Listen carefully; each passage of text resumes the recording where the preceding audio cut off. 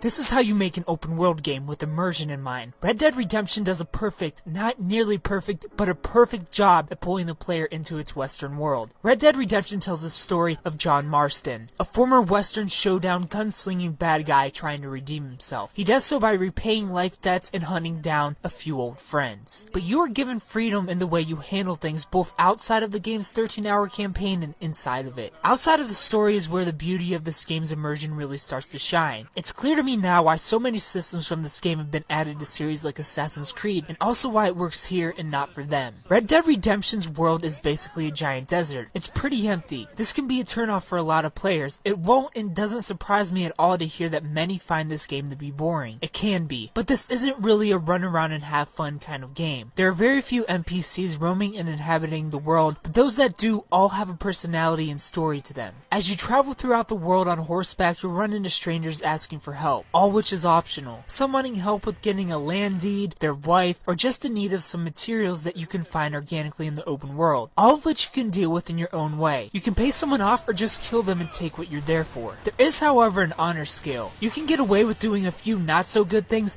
but if you terrorize the world, the NPCs will react to you in a bad manner. Adding to their organicness, you can also pick flowers, herbs, and hunt and skin animals. Hunting in Red Dead Redemption feels so right because the animals feel alive and real like other NPCs. They don't feel like they are triggered or spawned into the world, they feel like they live there. Everything down to the mechanics screams immersion. The game asks for physical input in both running and controlling your horse. You have to pay attention to the game, you can't just hold a button and go. It definitely takes time to get used to such a system of immersive mechanics, but once you do, you'll greatly appreciate it. Where the game does lose its spark, at least for me, is about 1/3 of the way through the campaign. While the story really is great and the characters are brilliant, the mission design after the first third of the game all plateaus. At first you're doing immersive tasks like hurdling cows in a bad storm, going out to catch a wild horse, really bringing the world to life. But later in the game it gets massively boring and repetitive. It turns into a lot of cover-based follow the marker, third-person shooter, and ride shotgun while you take out the bandits following you over